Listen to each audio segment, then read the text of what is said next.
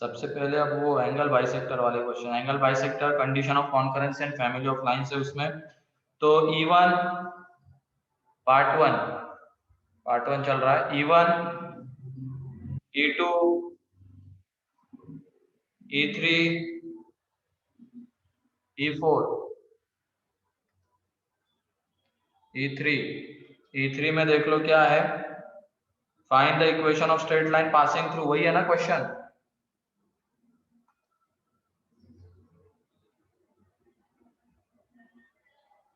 नहीं, lambda find out नहीं। तो कौन सा क्वेश्चन है तुम्हारे इसमें? द लाइन x + 3y - 2 = वही है सर, वही है सर, आपने जो बोला वही है। हाँ वही। कौन सा? Point 3,2 and the point of intersection of line. नहीं फिर सर E3 ना? हाँ E3। हाँ सर वही। हाँ तुम नहीं नहीं sir, the line x sir, + मेरे 3y इसमें - 2 वाला। हाँ 2 इक्वेशन दिए हुए हैं। कौन सा, एक बार फिर से बोलो। The line x + 3y - 2 = 0 bisects the angle between a pair of straight lines of which one has equation x - 7y + 5 = 0. Find equation of other line. और ये पार्ट 1 का बोल रहे हो या पार्ट 2 का बोल रहे हो तुम? Part 1.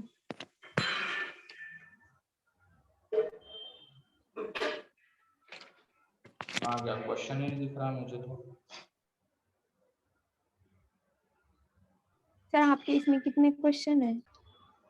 हाँ मिल गया वो क्वेश्चन। अब लाइन x प्लस कौन सी है, x + 3y - 2 = 0, ये लाइन गिवन है। Bisects the angle between pair of lines of which one has equation, मतलब ये लाइन क्या कर रही है, दो लाइन से उनके बीच का जो एंगल है उसको बाइसेक्ट कर रही है। और ये जो लाइन है उनमें से एक लाइन हमें गिवन है x - 7y + 5 = 0। तो हमें L2 का इक्वेशन चाहिए। मान लो ये L1 लाइन है, ये L2 लाइन आएगी और ये उसका एंगल बाइसेक्टर है, मींस ये एंगल थीटा, तो ये भी एंगल कितना, थीटा। अब ये बताओ इसका, तो ये जो L2 लाइन है क्या इस पॉइंट से पास करेगी ना, इसके और इसके पॉइंट ऑफ इंटरसेक्शन से। तो हम यहाँ पे एक काम करते हैं, अभी इनका पॉइंट ऑफ इंटरसेक्शन निकाल लेते हैं इन दोनों को साइमल्टेनियसली सॉल्व करके। क्योंकि लाइन का इक्वेशन चाहिए तो हमें दो कंडीशन पता होनी चाहिए। एक तो कंडीशन कौन सी आ जाएगी कि ये L2 लाइन कहाँ से पास करती है, इस पॉइंट से। तो इसमें से इसको सब्ट्रैक्ट कर दिया तो ये आ जाएगा 10y - 7 = 0, तो y = 7/10। तो x आ जाएगा 2 - 21/10, दैट इज x = -1/10। ठीक, तो ये पॉइंट ऑफ इंटरसेक्शन आ गया -1/10, 7/10। ठीक है। फिर उसके बाद अब ये देखो, इन दोनों लाइंस के बीच का जो एंगल है वो थीटा है और इन दोनों के बीच का भी एंगल थीटा ही है। तो tan थीटा देख लो, इसका स्लोप थोड़ी देर के लिए m मान लो, तो m माइनस इसका स्लोप कितना है, -1/3, तो माइनस माइनस +1/3 अपॉन 1 - m/3, ये आ जाएगा। इसका जो स्लोप है, इसका स्लोप आ जाएगा यहाँ पे -1/3 एंड इसका जो स्लोप है ये आ जाएगा 1/7।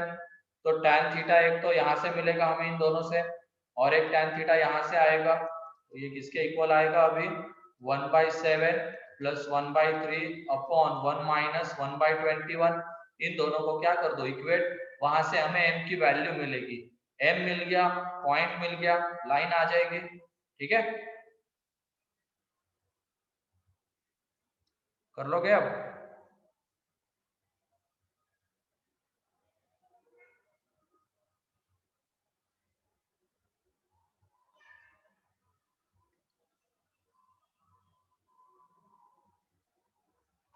ठीक है, नेक्स्ट E4, E5,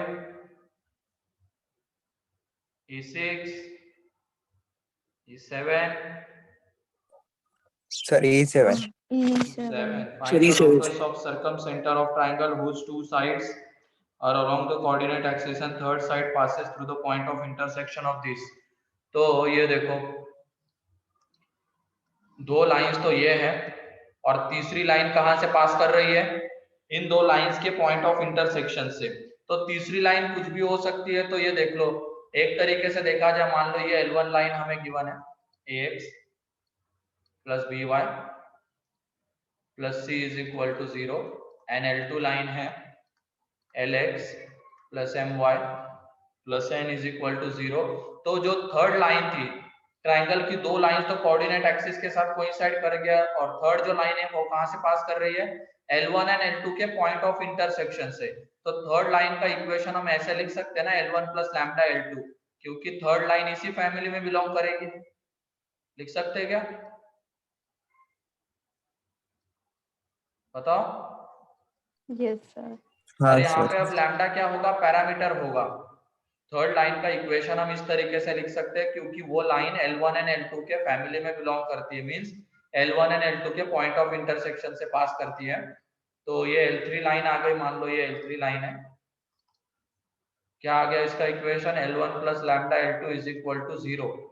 तो हमें अब इसके सरकम सेंटर का, ये जो ट्राइंगल बन रहा है ना OAB, इसके सरकम सेंटर का क्या चाहिए, लोकस चाहिए। तो सरकम सेंटर एक तरीके से AB का क्या होगा, मिड पॉइंट होगा ना, H, K। क्या हम A के कोऑर्डिनेट्स निकाल सकते हैं क्या, A कौन से एक्सिस के ऊपर लाई कर रहा है, X. बोलो?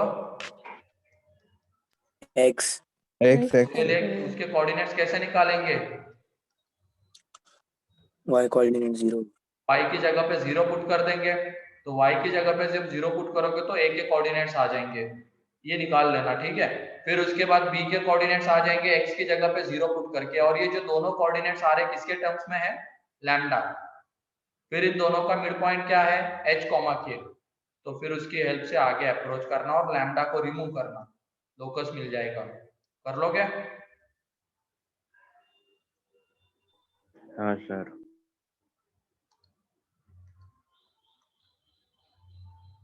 चलो ठीक है, आगे बढ़ते हैं। आप part 2 section E1, E2, E3, E4, E5, E4 sir. E4. क्या, E4. E4। तो इसमें क्या है यार, कॉन्करेंट है ना, x is equal to t plus a, y is equal to -16 and y is equal to ax। Least positive value of t so that the lines are concurrent where a is real variable। ये lines concurrent होनी चाहिए। तो यहाँ पे देख लो, इन दोनों को simultaneously solve करते हैं। डिटर्मिनेंट वाले से भी जा सकते हो, या तो डायरेक्टली भी अप्रोच कर सकते हो, जो तरीका बताया था, किसी भी दो को साइमल्टेनियसली सॉल्व करो, जो भी पॉइंट आएगा उसको थर्ड में पुट कर दो, वो सेटिस्फाई अगर हो रहा है तो कॉन्करेंट। तो वही चीज हम यहाँ पे कर रहे हैं, इन दोनों को साइमल्टेनियसली सॉल्व कर रहे हैं। तो y की जगह पे -16, तो x इज इक्वल टू कितना आ रहा है, x is equal to -16/a। तो इन दोनों लाइंस का जो पॉइंट ऑफ इंटरसेक्शन है, ये पॉइंट ऑफ इंटरसेक्शन कितना आ रहा है, -16/a, -16। और ये जो तीसरी लाइन है x is equal to t plus a, ये भी इसी से पास कर रही है, ये y is equal to -16 and ये y is equal to ax।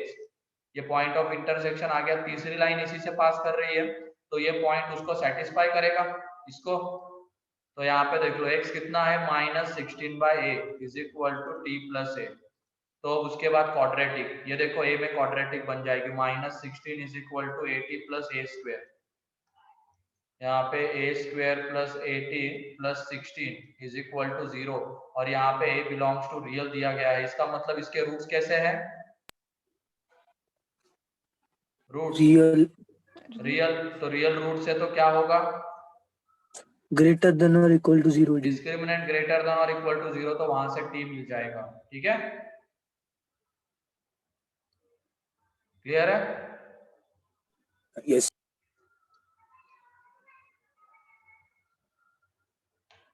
E5, हाँ E6, सर, कौन सा? E5। अरे E5 तो सबसे रद्दी क्वेश्चन है। बोला गया है कि find the equation of line of the system this, एक मिनट, E5 consider the family of lines this and this, equation of straight lines that belong to both families. इसका और ये देख लो, ये पहली फैमिली कहां से पास करेगी? वो L1 प्लस लैम्डा L2 वाला फॉर्म है, तो ये 5x plus 3y minus 2 is equal to 0 and 3x minus y minus 4 is equal to 0।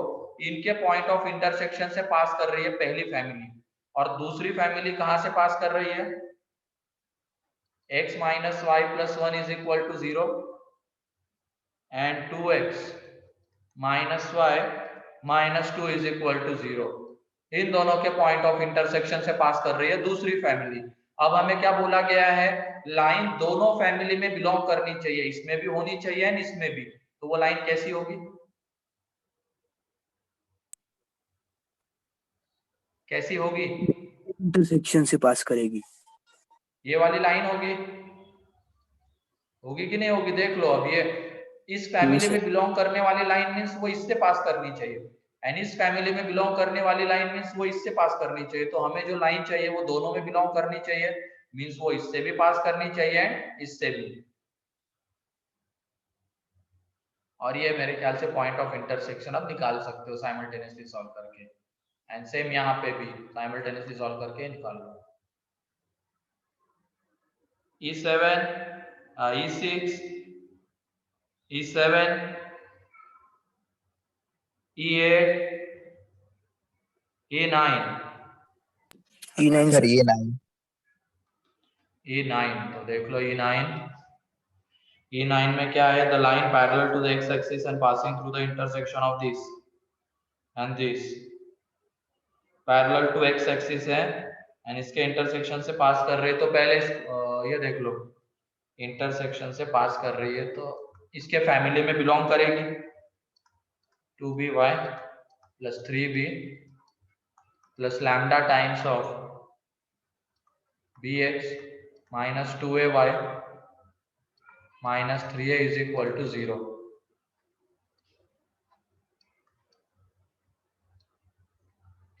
अब ये बताओ, पैरेलल टू x एक्सिस है, इसका मतलब क्या होना चाहिए? उसका स्लोप इक्वल 0 0। 0 होना चाहिए। तो स्लोप देख लो, पहले इसमें x का कोएफिशिएंट निकाल लेते हैं, a plus lambda b into x, फिर y का coefficient 2b minus 2a lambda, y constant term 3b minus 3a lambda is equal to 0। अब उसके बाद ये line parallel to x axis होनी चाहिए, इसका मतलब स्लोप 0।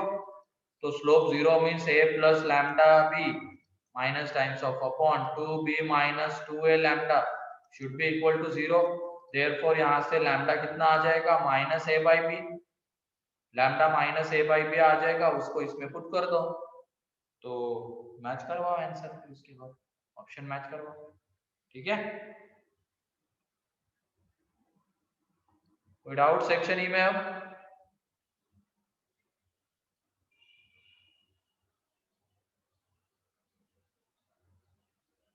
कोई doubt section E? No sir. चलो ठीक है, अब आ जाते हैं हमारे टॉपिक के ऊपर। पेयर ऑफ स्ट्रेट लाइन चल रहा था, उसका पूरा थ्योरी पार्ट हमने देख लिया था। होमोजेनियस इक्वेशन क्या रिप्रेजेंट करता है बताओ? ax square plus 2hxy plus by square is equal to 0 क्या two lines रिप्रेजेंट passing करेगा? through origin. Two lines passing through origin. Two lines passing through origin. Slopes में रिलेशन क्या आता है? m1 plus slope m2 is equal to minus 2h by Minus b 2h by b. And m1 m2 is by equal b. To a A by by b। b. ये relation हम कैसे निकालेंगे? Quadratic बना के या किसमें quadratic बना के? y by x में। y बाय x में बे गधे, y बाय x में क्वाड्रेटिक बना के हम ये रिलेशन निकाल लेंगे। उसके बाद इनके बीच का अगर एंगल थीटा है तो tan थीटा आ जाता है 2 times of under root h square minus a b upon a plus b. फिर उसके बाद हमने बहुत सारे 3-5 रिजल्ट्स देखे थे, h square minus a b greater than 0 तो लाइंस, अरे पन्ने पलट रहा है तो हाँ, real and distinct. h square minus a b is equal to 0 तो लाइंस, लाइन रियल लाइन मिलेंगी। Real and Equal. Equal. Equal means कैसे होती है यहाँ पे लाइंस? कोइंसाइड करती है। कोइंसाइड कर रही होगी। And h square minus a be less than 0 तो lines imaginary. Imaginary lines passing through origin. Real point of intersection, ये ध्यान रखना। अगर a प्लस बी 0 हो गया तो perpendicular lines. Perpendicular lines and h is equal to 0 and h square minus a b greater than 0 हो गया तो lines Inclined. Same slope.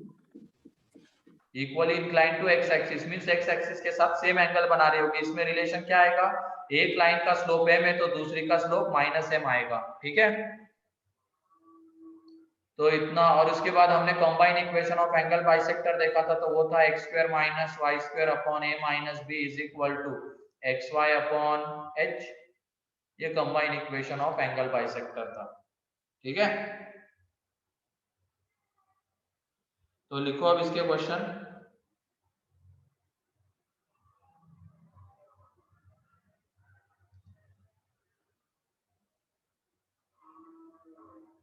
Find the separate equation of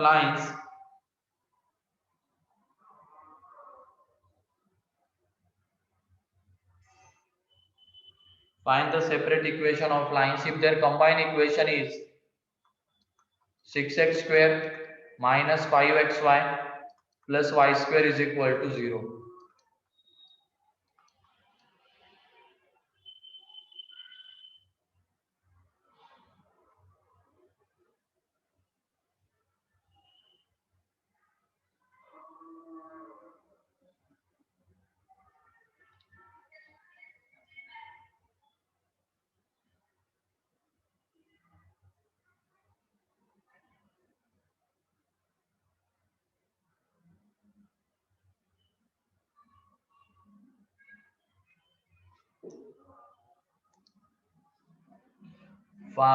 Find the separate equation of lines if their combined equation is this.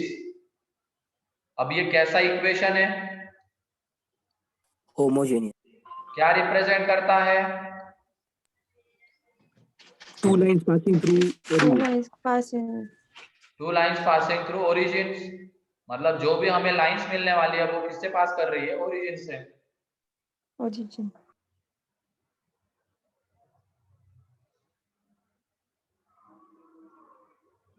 Sir हमें बस slope ढूंढना है इसमें। हाँ sir हम सिर्फ स्लोप ढूंढ लेंगे तो उससे भी कर सकते हैं। हाँ, करो जो करना है।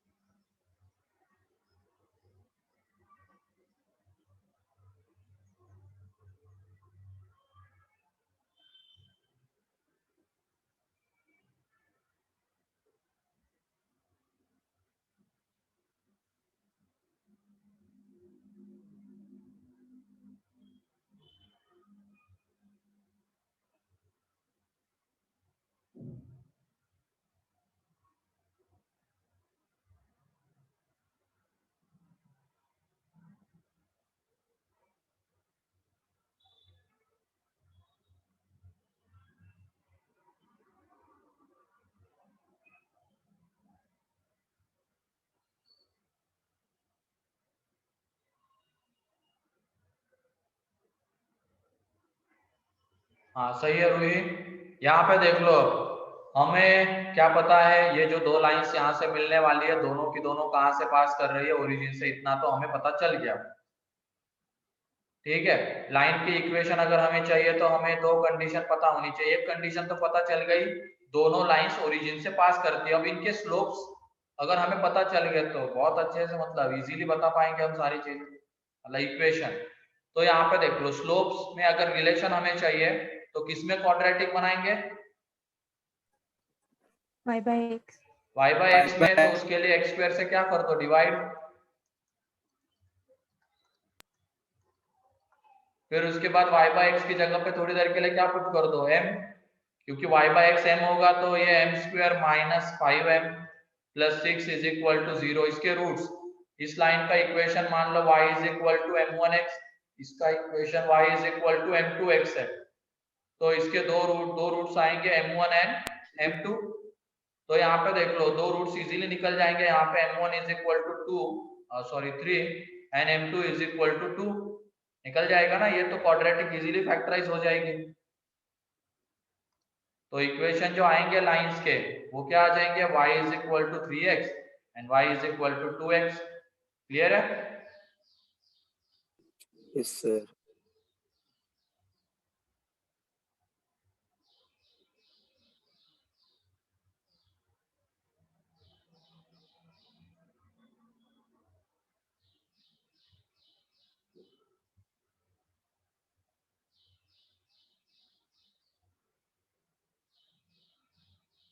देखो इसको जल्दी से।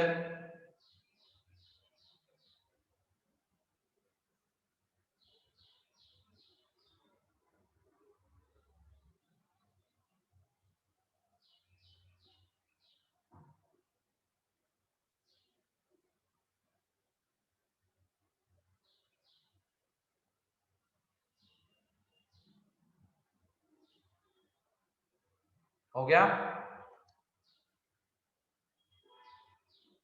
हाँ। ठीक है, नेक्स्ट क्वेश्चन। अब combined equation of lines is 2x square minus 7xy plus 3y square is equal to 0। Then find, first part में separate equation of lines,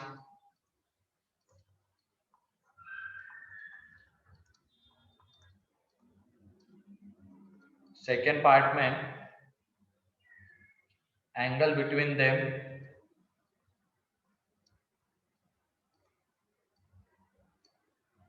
third part में कंबाइंड इक्वेशन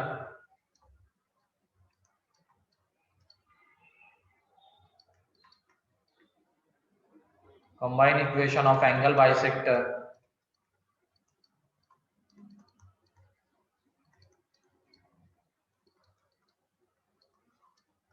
फिर इसके बाद कंबाइंड इक्वेशन ऑफ लाइंस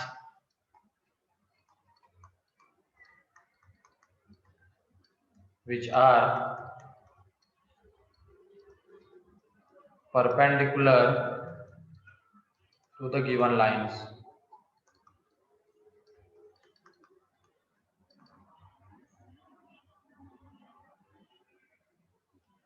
चार part है, जल्दी से answer बताओ।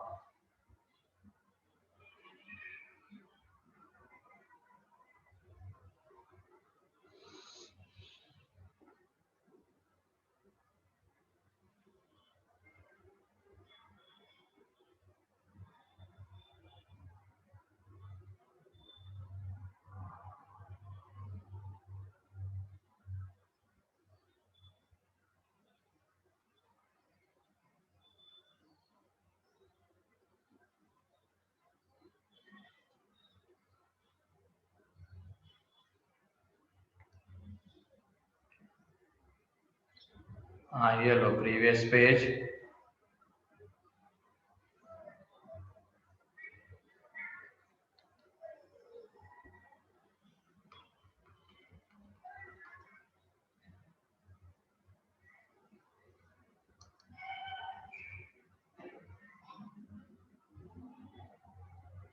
सर फर्स्ट का y is equal to x by 3 और y is equal to 2x। हाँ आगे बढ़ो, एंगल बताओ जल्दी से, सारी चीजें बताओ, बाकी की जल्दी करो थोड़ा।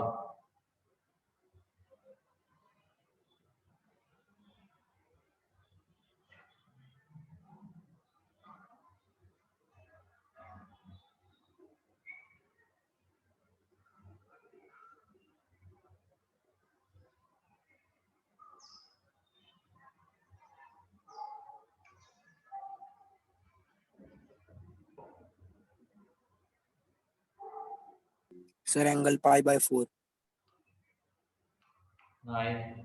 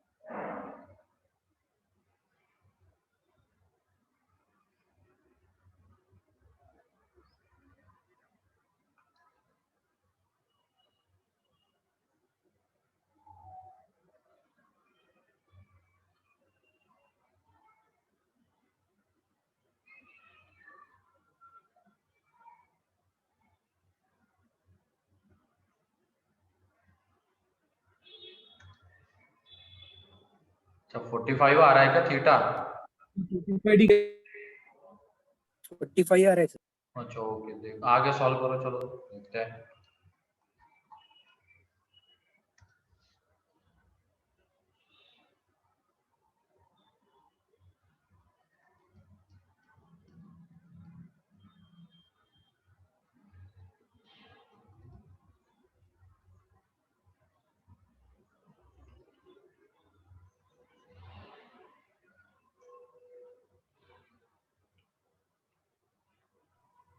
Sir, combined equation of angle bisector 7x square minus 7y square equals to 12.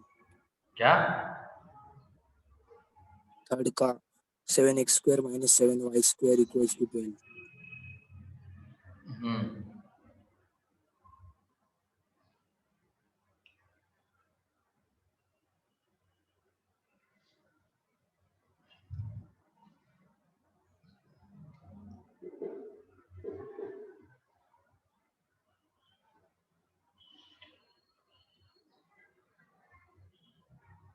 जल्दी से निकालो, 4 ही तो पार्ट दिए हैं, स्पीड बढ़ाओ थोड़ी.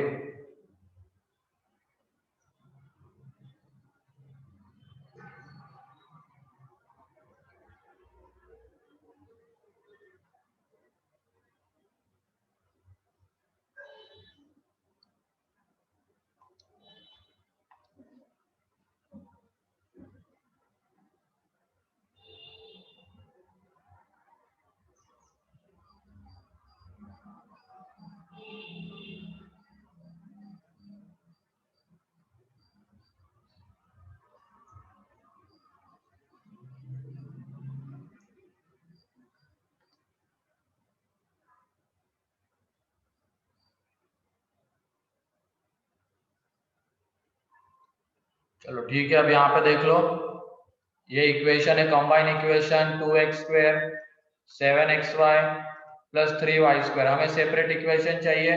अब इससे हमें पता चल रहा है कि ये क्या रिप्रेजेंट कर रहा है, pair of lines passing through origin. तो y is equal to m1x and y is equal to m2x. ठीक है, अब इसमें हम m1 m2 की वैल्यू अगर हमें चाहिए तो क्या करेंगे, y बाय x में क्वाड्रेटिक.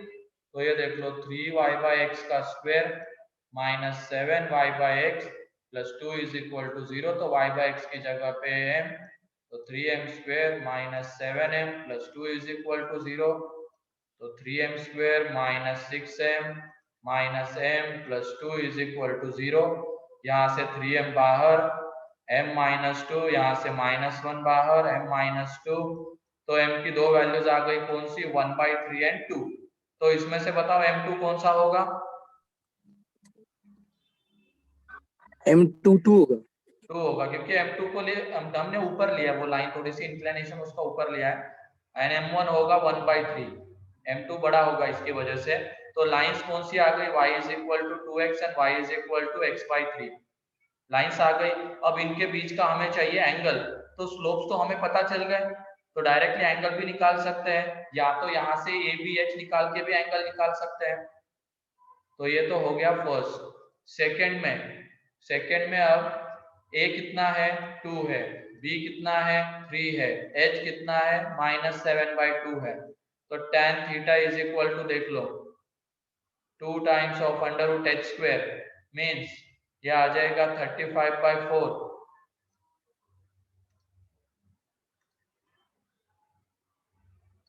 35/4 माइनस ए बी तो -6 divided by a plus B तो 2 + 3। तो ऊपर में देख लो कितना आ रहा है 2 टाइम्स ऑफ √ अलग आ रहा है ना कुछ? स्लोप से गए तो 1 आता है सर tan थीटा। क्या स्लोप से गए तो आसान जाएगा। कहाँ स्लोप से गए तो आसान जाएगा? सेम ही तो आता है स्लोप से जाने पे और यहाँ से भी जाने सर पे। स्लोप से जाने पे 1 आ रहा है ना। देख लो 2 - 1/3 अपॉन, अच्छा यहाँ से आ रहा है, यहाँ से भी तो आना ही चाहिए फिर। ये 49 आता है ना रे, 49/4, ठीक है 49/4 आएगा। और कंपेयर किसके साथ किया है हमने? इसके साथ ax² + 2hxy + by² के साथ कंपेयर किया है। इसको 2x² - 7xy + 3y² को। तो ये देख लो a2 b3 और h निकालेंगे तो -7/2। तो यहाँ पे ये आ जाएगा 49 माइनस तो 25/4 अपॉन 5। तो ये √ के बाहर आएगा तो 2 × 5/2 और ये अपॉन में 5, तो ये 1 आ जाएगा। tan theta 1 means theta π/4। सही है, 45 डिग्री आता है। क्लियर है सभी को? ये सेकेंड सीधा फॉर्मूला Yes, sir. यूज करना था और कुछ भी नहीं है। थर्ड में देखो, अब थर्ड में क्या है, ये बी एच की ही जरूरत है हमें तो थर्ड में combine equation of angle bisectors क्या होता है? x² - y² upon a - b that is 2 - 3 xy upon h that is -7/2 minus गया, ये x² - y² is equal to 2xy upon 7। तो 7x² - 7y² - 2xy is equal to 0। ठीक है, combine equation of angle bisectors. Clear है क्या? हाँ sir. Yes, sir. And फिर उसके बाद फोर्थ में हमें क्या चाहिए? हमें चाहिए combine equation of lines which are perpendicular to given lines. मतलब हमें ऐसे लाइंस का कंबाइन इक्वेशन चाहिए जो इन दोनों के परपेंडिकुलर है। तो ये बताओ, इधर एक गिवन लाइन का स्लोप 2 आ रहा है तो उसके परपेंडिकुलर लाइन का स्लोप कितना आएगा?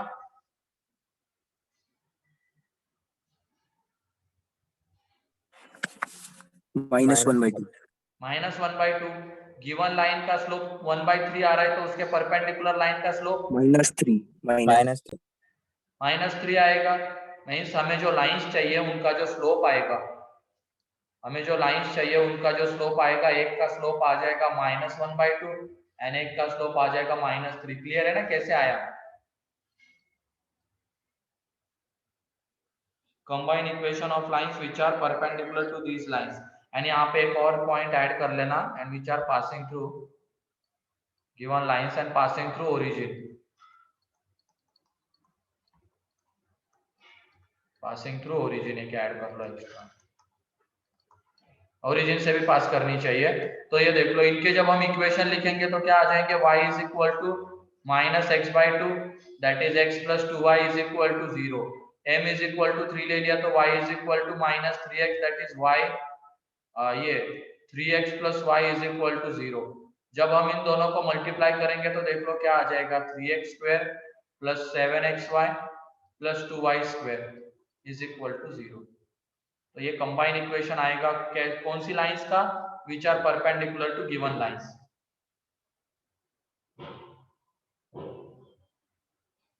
ठीक है, कोई डाउट किसी को इसमें? तो इसका आंसर हम डायरेक्टली भी बता सकते हैं बिना सॉल्व किए। ये देख लेना, इक्वेशंस को कंपेयर करो। गिवन लाइंस का कंबाइन इक्वेशन क्या है? और इनके परपेंडिकुलर लाइंस का कंबाइन इक्वेशन क्या आ रहा है? 3f। ये आ रहा है। तो जरा कंपेयर करो तो क्या हुआ है। यहां से यहां तक आने के लिए हमें क्या क्या करना पड़ेगा?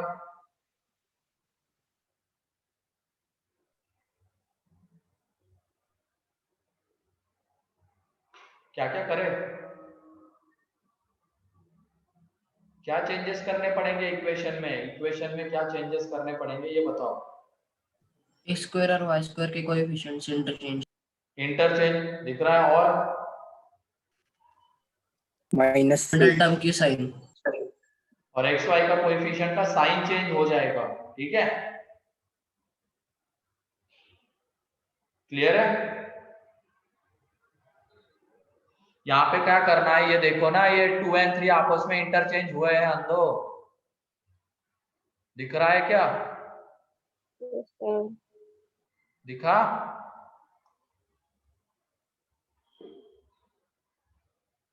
कितने लोगों को दिखा? दिखा सर। यस सर दिख दिख गया ना? फिर और कितने लोगों को ये दिखा कि एक्स वाई के कोएफिशिएंट का साइन चेंज हो गया? दिखा सर। दिखा सर। दिखा दिखा। दिखा ना? हाँ चलो ठीक है, तो लिखो अब इसको। पहला हो गया, लिखिए। सर। दूसरा, yes sir. Third, yes yes sir. चलो थर्ड फोर्थ लिख लो जल्दी से।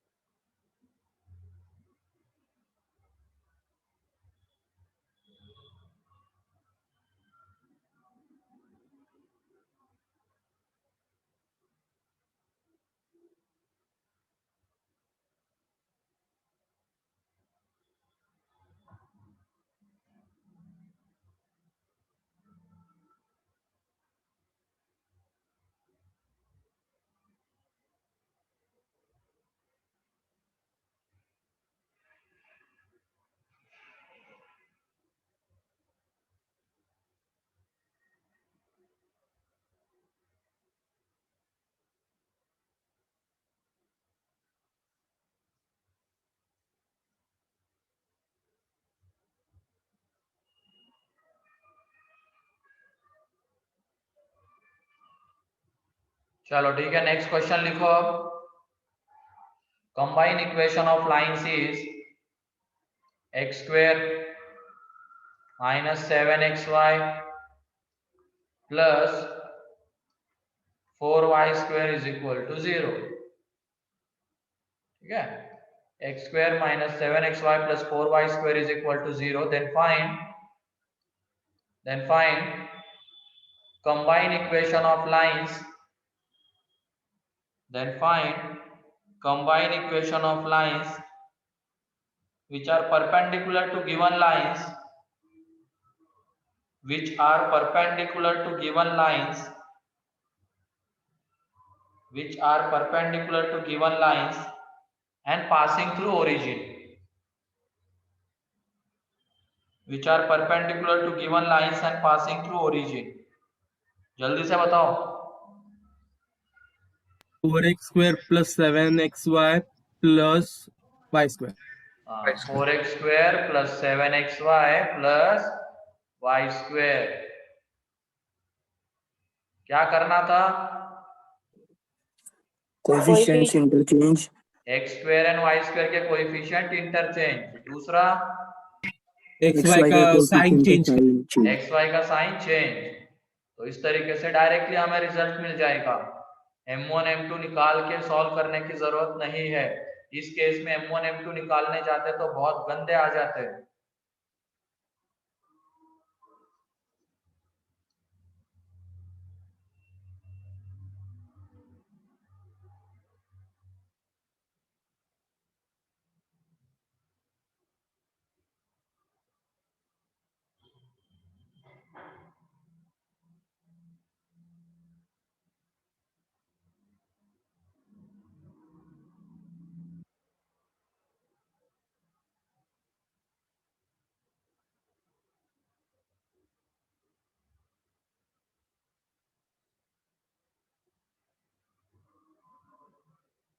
चलो नेक्स्ट क्वेश्चन अब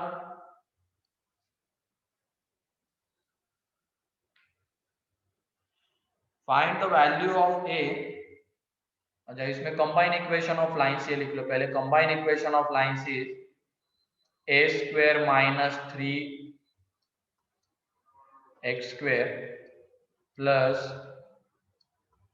2a minus 3xy plus minus 2ay square is equal to 0. Minus 2ay square is equal to 0. Combined equation of lines is this: a square minus 3 into x square plus 2a minus 3 into xy minus 2ay square. And find a if first part में lines are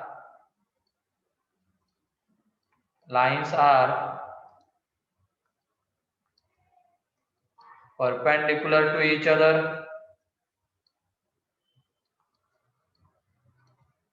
Second part में equally inclined to x axis. Lines are equally inclined to x axis.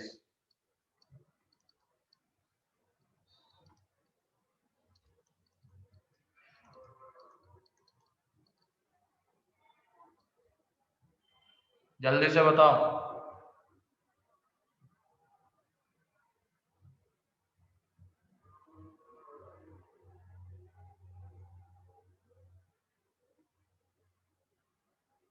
a equals to 3। क्या? First का a equal to 3 सिर्फ a equal to 3 और एक minute sir. Lines perpendicular है तो उसकी कंडीशन क्या है?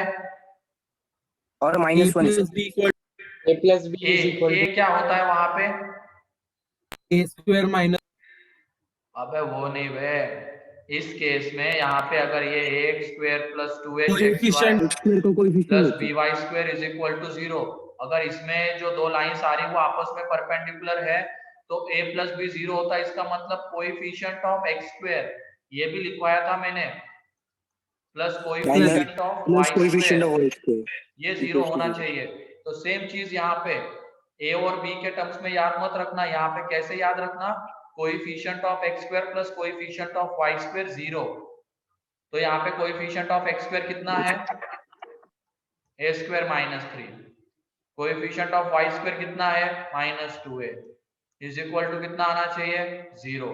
तो ये देख लो यहाँ पे जब कैलकुलेट करेंगे तो a is equal to 3 and -1 factorise हो जाता है। ये क्लियर है क्या? ये पहला। Yes sir. एंड फिर उसके बाद second, equal incline to X axis means क्या 0 होगा? h coefficient of X Y 0 होगा। तो कोएफिशिएंट ऑफ एक्स वाई 0 होगा, इसका मतलब 2a minus 3 0, a is equal to 3/2। ठीक है,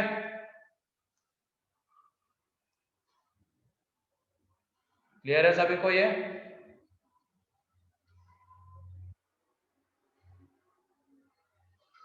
दोनों पार्ट क्लियर है क्या इसके?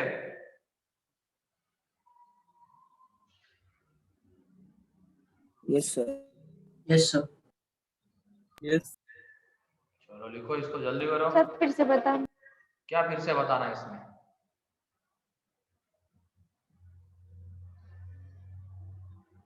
डिस्कनेक्ट हो गई। सब कुछ सामने लिखा हुआ है। सेकंड पार्ट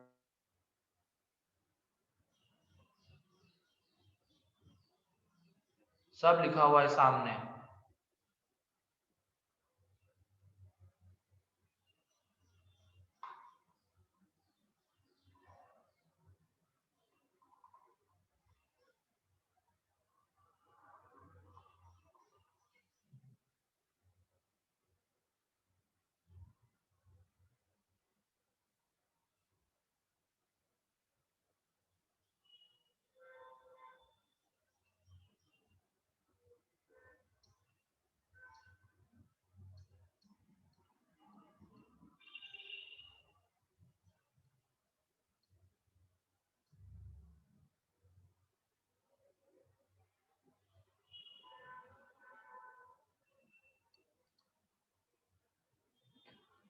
चलो ठीक है, अब नेक्स्ट आ जाते हैं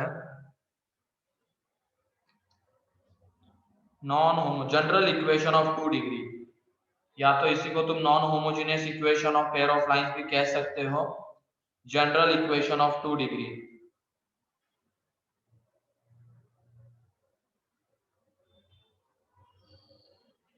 जनरल इक्वेशन, या तो पहले इसके एक क्वेश्चन लिख लो, चलो एक क्वेश्चन बाकी है वो लिख लो, इसके बाद उसके ऊपर आ जाते हैं। Find combine equation of find combined equation of angle bisectors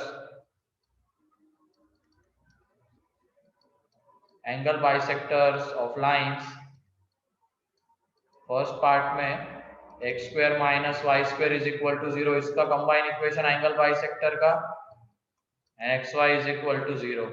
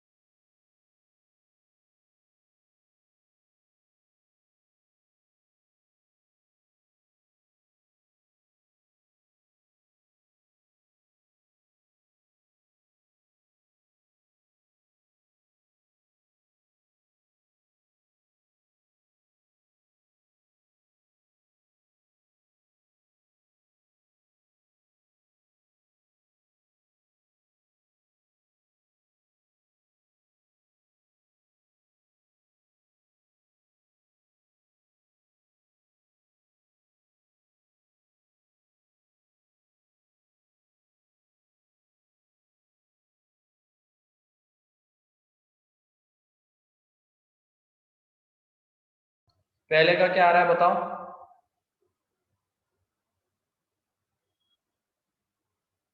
चलो ठीक है, यहाँ पे देख लो, इसमें बताओ a कितना है, a कितना है ये बताओ। चलो 1 b -1 h 0। तो combine equation of angle bisectors x minus Y square upon a minus B is equal to x Y upon H होता है ना। तो ये X square minus Y square upon 2 is equal to x Y upon 0। तो इसको यहाँ पे not define मत कहना, ठीक है। इस तरीके के क्वेश्चन में क्या करेंगे हम, 0 से इधर मल्टीप्लाई कर देंगे, क्रॉस मल्टीप्लाई, क्योंकि इसका अगर हम प्रूफ देखते हैं तो प्रूफ में ये आता था h into X square minus Y square is equal to a minus B into X Y. ये प्रूफ था, इसका प्रूफ करने के बाद ये आ रहा था इक्वेशन। लेकिन रिप्रेजेंट करने में आसानी हो, अच्छे से वो दिखे, हमें याद रखने में आसानी हो, उसकी वजह से क्या किया, h को इधर लेके आ गए, a माइनस बी को इधर लेके आ गए, ठीक है। तो इसकी वजह से अगर यहाँ पे दोनों में से मान लो ये h 0 आ रहा है, तो क्या करेंगे हम, क्रॉस मल्टीप्लाई करके इसको 0 कर देंगे। एंड अगर a माइनस बी 0 आ रहा है तो क्रॉस मल्टीप्लाई करके इसको 0 कर देंगे। देयरफॉर यहाँ पे कंबाइन इक्वेशन जो आएगा एंगल बाइसेक्टर्स का वो क्या है, xy इज इक्वल टू 0। क्योंकि जो एंगल बाइसेक्टर्स का हम कंबाइन इक्वेशन निकालते हैं वो ऐसा आता है, लेकिन याद रखने में आसानी हो उसके वजह से उसको ऐसे रिप्रेजेंट करते हैं हम, ठीक है। एंड दूसरे का देख लो, अब दूसरे में a कितना है, 0 b 0 x स्क्वायर ही नहीं है, y स्क्वायर ही नहीं है, तो उनके कोएफिशिएंट 0 एंड h कितना है, 1/2। तो यहाँ पे देख लो x square minus Y square upon 0 is equal to x Y upon 1/2। तो 0 से इधर क्रॉस मल्टीप्लाई कर देंगे तो इसके एंगल बाइसेक्टर्स का कंबाइन इक्वेशन ये। क्लियर है? हाँ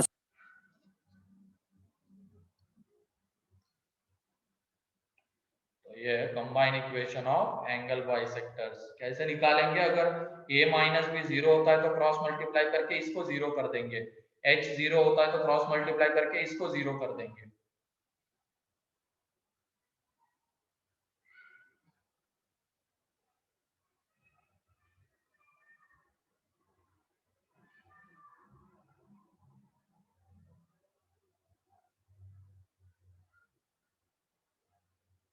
हो गया? Yes sir.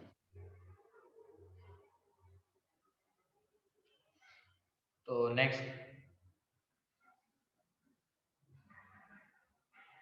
क्या कहते हैं, general equation of 2 degree.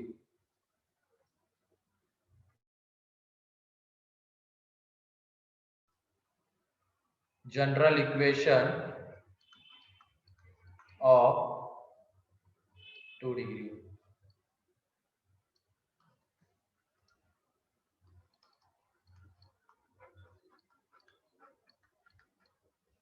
General equation of 2 degree, तो वो इक्वेशन होता है ax square 2hxy plus by square plus 2gx plus 2fy plus c is equal to 0। तो ये कहलाता है जनरल इक्वेशन ऑफ 2 डिग्री।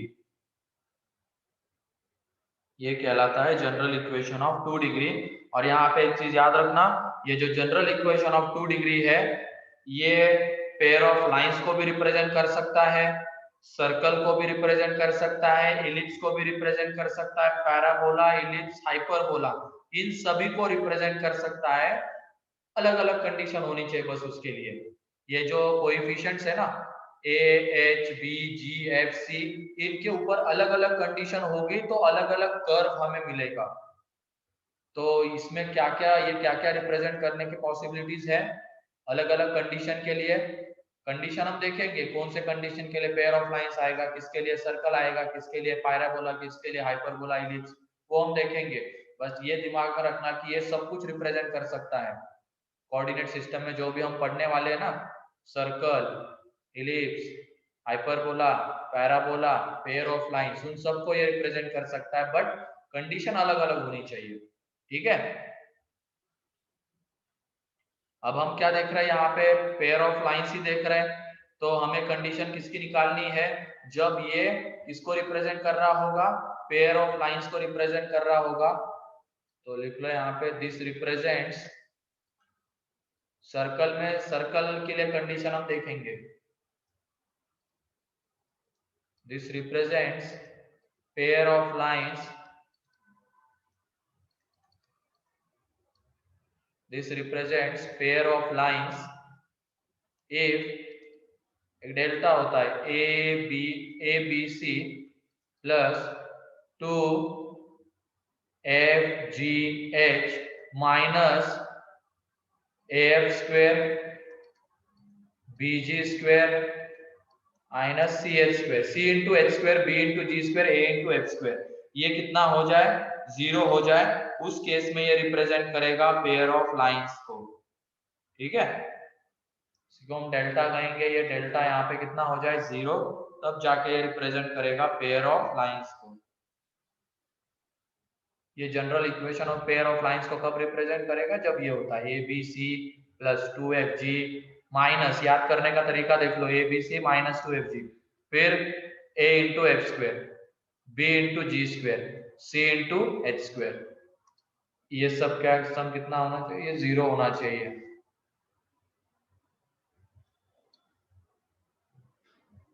या तो हम इसको डिटर्मिनेंट के फॉर्म में भी याद कर सकते हैं। डिटर्मिनेंट, ये डेल्टा ई, डिटर्मिनेंट के फॉर्म में इसको लिखेंगे हम,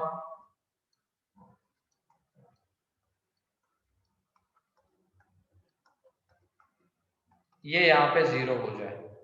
ये देखो, इस डिटर्मिनेंट को जब तुम एक्सपांड करोगे ना, यही सेम चीज मिलेगी। तो तुम या तो ये याद रखो या ये डिटर्मिनेंट याद रखो। डिटर्मिनेंट को याद रखने का तरीका जैसे तुम्हें पीरियोडिक टेबल में याद करने के तरीके बताए होंगे ना, यस। तो ये इसमें भी एक तरीका है, तो याद कर सकते हो तुम, या तो अपनी मर्जी से भी कोई एक तरीका ढूंढ सकते हो।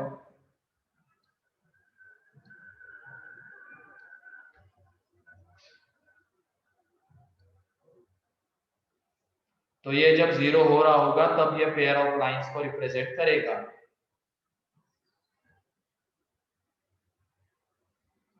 लिख लिया?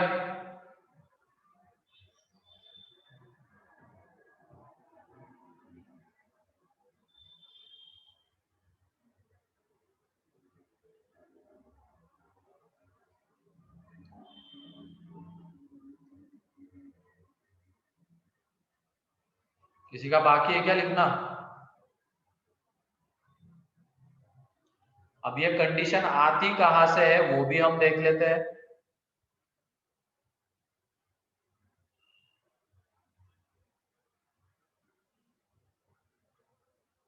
हो गया? डिस्क्रिमिनेंट। क्या डिस्क्रिमिनेंट? Next page. क्या डिटर्मिनेंट वाला बोल रही सर। हाँ क्या सॉरी। डिटर्मिनेंट वाला? पेज निकालो ऐसा। तो डिस्क्रिमिनेंट कौन कहता है इसको? निकल गया। हैं? सिर के बल जब गिरते हैं ना लोग बाग तो ऐसी बातें निकलती है। डिस्क्रिमिनेंट को डेल्टा, डेल्टा को डिस्क्रिमिनेंट, डिटर्मिनेंट को मैट्रिसेस, मैट्रिसेस को डिटर्मिनेंट, बेकी बेकी बातें करता है फिर आदमी, उसको पता ही नहीं होता है कि क्या कह रहा है वो।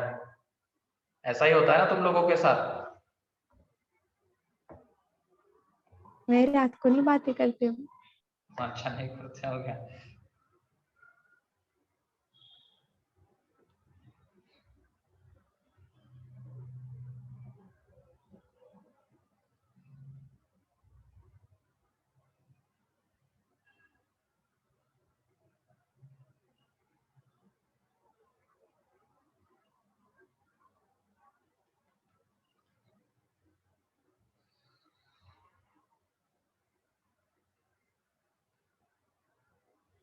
हो गया?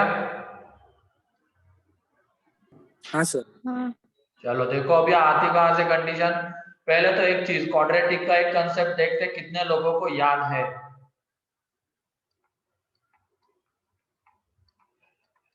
इसको हमें as a perfect square of linear factor represent करना है। लीनियर फैक्टर के परफेक्ट स्क्वायर के फॉर्म में रिप्रेजेंट करना है तो कंडीशन क्या होनी चाहिए?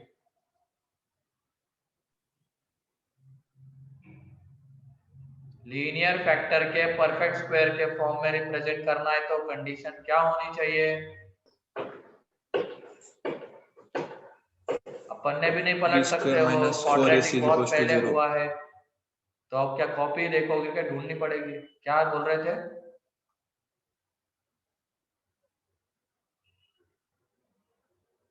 बोलो।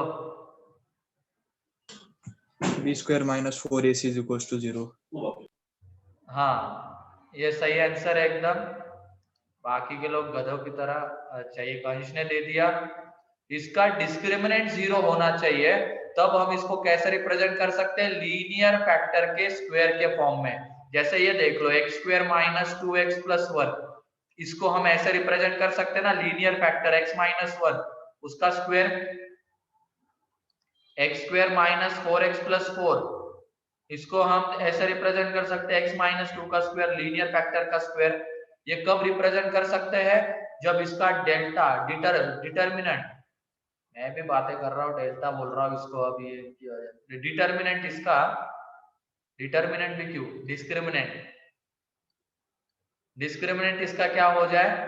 0 हो जाए। देख लो इसमें इसका डिस्क्रिमिनेंट कितना आएगा? 0। इसका डिस्क्रिमिनेंट कितना आएगा? 0।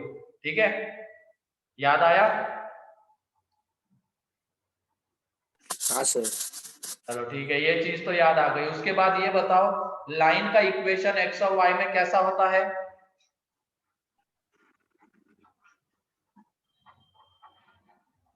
लाइन का इक्वेशन एक्स और वाई में कैसा होता है? कितने डिग्री का होता है? 2 डिग्री का। हाँ? अबे लीनियर होता है ना गधो, क्या सोच रहे हो इतना? एक्स एंड वाई के 1 डिग्री का होता है ना, मतलब लीनियर होता है एक्स एंड वाई में। लाइन का इक्वेशन एक्स एंड वाई में लीनियर होता है। अगर यहाँ पे पावर 2 आ जाती है तो उसको हम क्या कहते हैं? क्वाड्रेटिक। एक्स1 वाई में क्वाड्रेटिक। लेकिन यहाँ पे लीनियर है तो लाइन है तो एक्स एंड वाई में लीनियर होना चाहिए। तो ये 2 पॉइंट्स है, इनकी हेल्प से हम कंडीशन निकालेंगे। तो ये जो जनरल इक्वेशन है ना, ax square plus by square, ये ax square 2hxy plus by square plus 2gx plus 2fy plus c is equal to 0। तो इसको हम थोड़ी देर के लिए मान लेते हैं, किसी एक में क्वाड्रेटिक एज्यूम कर लो, या तो x में एज्यूम कर लो या y में, जो तुम चाहो। तो हमने यहाँ पे x में क्वाड्रेटिक एज्यूम किया, y को कांस्टेंट मानते हुए, तो ये ax square 2hy plus 2g into x में क्वाड्रेटिक एज्यूम कर रहे हैं तो x स्क्वायर x ऐसे टर्म्स निकाल रहे हैं हम। फिर उसके बाद कांस्टेंट टर्म आएगी by square plus 2fy plus c is equal to 0। ठीक है, अब इसके हम रूट्स निकालेंगे। इसके जब रूट्स निकालेंगे तो रूट्स आ जाएंगे x is equal to 2hy plus minus times of, ठीक है, minus times of 2hy plus 2g plus minus under root. ये थोड़ा बड़ा लिखना है तो नेक्स्ट पेज पे लिखते हैं इसको। x इज इक्वल टू आ जाएगा minus times of 2hy plus 2g plus minus under root 2hy plus 2g का स्क्वायर प्लस माइनस 4 इंटू कितना आ जाएगा ये a into by square 2fy plus c। हाँ बोलो, क्या कह रहे हो?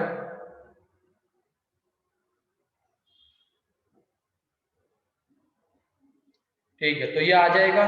अब लाइन का जो इक्वेशन है, लाइन का इक्वेशन एक्स और वाई में कैसा होता है? लीनियर होता है। ठीक है, तो ये देख लो, यहाँ पे एक्स लीनियर, यहाँ पे वाई लीनियर, यहाँ पे भी वो वाई में लीनियर फैक्टर आना चाहिए। ये अंडर रूट के बाहर आना मस्ट है, अब अंडर रूट के अंदर नहीं रहना चाहिए। अंडर रूट के बाहर आएगा तो वाई में एक लीनियर बन के बाहर आना चाहिए। तो इसका मतलब ये जो वाई में क्वाड्रेटिक बनती है अंदर में, y में जो क्वाड्रेटिक बनती है अंदर में, वो कैसा होना चाहिए? वो क्वाड्रेटिक, उसको हम कैसे रिप्रेजेंट कर सके? Perfect square. लीनियर फैक्टर के परफेक्ट स्क्वायर के फॉर्म में फैक्टर के रिप्रेजेंट कर perfect सके, square। है ना? है कि नहीं? हाँ सर। तभी हाँ तो सर। वो अंडर रूट के बाहर आएगा और y में एक लीनियर आएगा। अगर अंदर में जो क्वाड्रेटिक बन रही है, इसको हम कैसे रिप्रेजेंट कर पाए? लीनियर फैक्टर के परफेक्ट स्क्वायर के फॉर्म में, तो वो अंडर रूट के बाहर आएगा और एक लीनियर फैक्टर बन के आएगा अंडर रूट के बाहर। तो जो भी इक्वेशन आएगा वो एक्स और वाई में कैसा रहेगा? लीनियर। तो वो किसको रिप्रेजेंट करेगा? लाइन को चलो, और रिप्रेजेंट अगर करेगा। नहीं हो, तुम लोगों को क्या माइक ऑन करके ही घर पे बातें करनी होती है क्या? यार मैं समझा रहा हूँ, बीच में ही अब टोक दिया।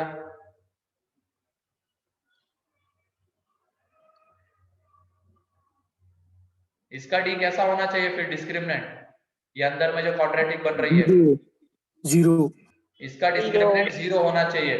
तो वहां से इसका डिस्क्रिमिनेंट 0 करने के बाद हमें ये कंडीशन मिलेगी। ठीक है, क्लियर है क्या? कैसी आती है वो कंडीशन? अब हाँ सर। क्या किया हमने? एज्यूम किया कि x में क्वाड्रेटिक है, फिर उसके रूट्स निकालने के लिए उसी द्वाराचार्य लगा दिया, तो ये आ गया। अब ये लाइंस को रिप्रेजेंट कर रहा है, तो लाइन को रिप्रेजेंट कर रहा है, तो लाइन का इक्वेशन x एंड y में लीनियर होता है। तो यहाँ पे ये भी एक लीनियर फैक्टर आना चाहिए। तो इसका मतलब अंडर रूट के अंदर में क्या बनना चाहिए? ये एक लीनियर फैक्टर का स्क्वायर बनना चाहिए, लीनियर फैक्टर का स्क्वायर बनना चाहिए तो उसका डिस्क्रिमिनेंट 0 होना चाहिए, तो जाके ये किसको रिप्रेजेंट करेगा, लाइंस को रिप्रेजेंट करेगा। और यही तरीका है, ये तरीका किसका है, जनरल इक्वेशन से सेपरेट इक्वेशन निकालने का लाइंस का। हमें क्या गिवन होता है, general equation of line given होता है, पेयर ऑफ लाइंस, ठीक है, ये इक्वेशन गिवन होता है और इससे बोला जाता है कि सेपरेट इक्वेशन निकालो। तो इसी तरीके से हम अप्रोच करेंगे, किसी एक में क्वाड्रेटिक मानेंगे, x में या तो y में, जो तुम्हारी मर्जी हो, फिर उसके बाद x में क्वाड्रेटिक मान लिया तो उसके रूट्स निकालेंगे। अब ये अपने आप, अगर ये पेयर ऑफ लाइंस को रिप्रेजेंट कर रहा होगा ना, अपने आप ये क्या बन जाएगा, यहाँ पे अंडर रूट के अंदर वाली क्वांटिटी लीनियर फैक्टर का स्क्वायर बन जाएगी, परफेक्ट स्क्वायर, और वो बाहर आ जाएगा और एक लाइंस, दो लाइंस के इक्वेशन मिलेंगे, एक बार प्लस के साथ और एक माइनस के साथ लेने पे, ठीक है। सेपरेट इक्वेशन कैसे निकालने, क्लियर है?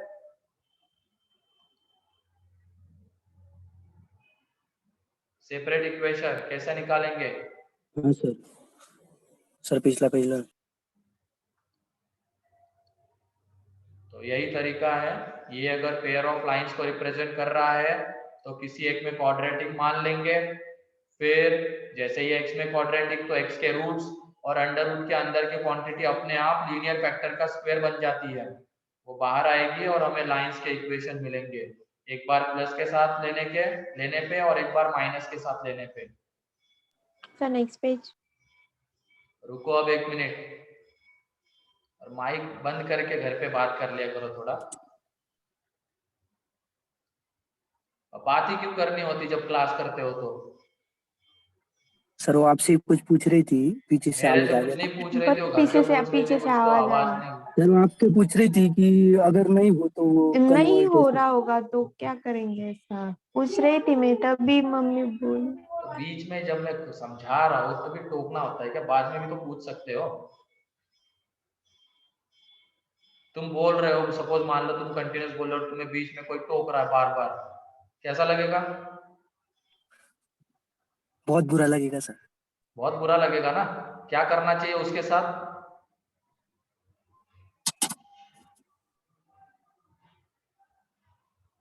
तुम ही बताओ साक्षी, क्या करना चाहिए ऐसे स्टूडेंट के साथ?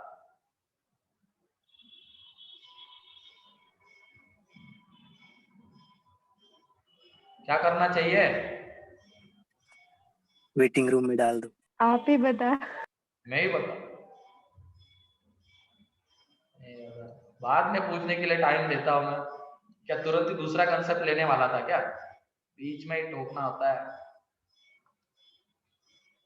अगर ये परफेक्ट स्क्वायर नहीं बन रहा है ना, तो फिर उस केस में वो पेयर ऑफ लाइंस को ही रिप्रेजेंट नहीं कर रहा होगा, एंड अगर पेयर ऑफ लाइंस को रिप्रेजेंट कर रहा है तो ये अपने आप लीनियर फैक्टर का परफेक्ट स्क्वायर बनता है, ठीक है। तो क्लियर हो गया? अब अगर ये परफेक्ट स्क्वायर नहीं बन रहा है तो क्या आएगा? Yes sir. Pair of lines को रिप्रेजेंट नहीं करेगा, वो फिर सर्कल हो सकता है, इलिप्स हो सकता है, पैराबोला या तो हाइपरबोला हो सकता है। चलो आज ये खत्म हो जाना चाहिए था, नहीं हुआ कोई दिक्कत नहीं, कल आधा घंटा लगेगा इसको खत्म होने में, उसके बाद सर्कल शुरू हो जाएगा कल अपना, ठीक है, कल सर्कल शुरू हो जाएगा।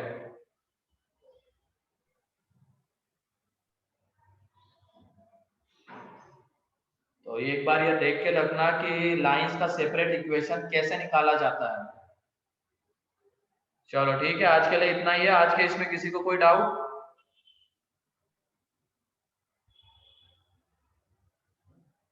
कोई भी डाउट है तो पूछ सकते हो।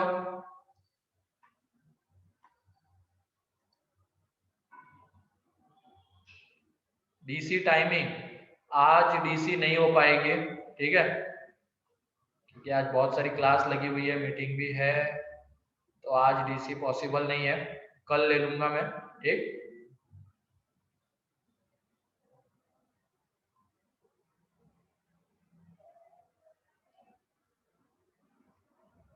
चलो फिर ठीक है, आज के लिए इतना ही है।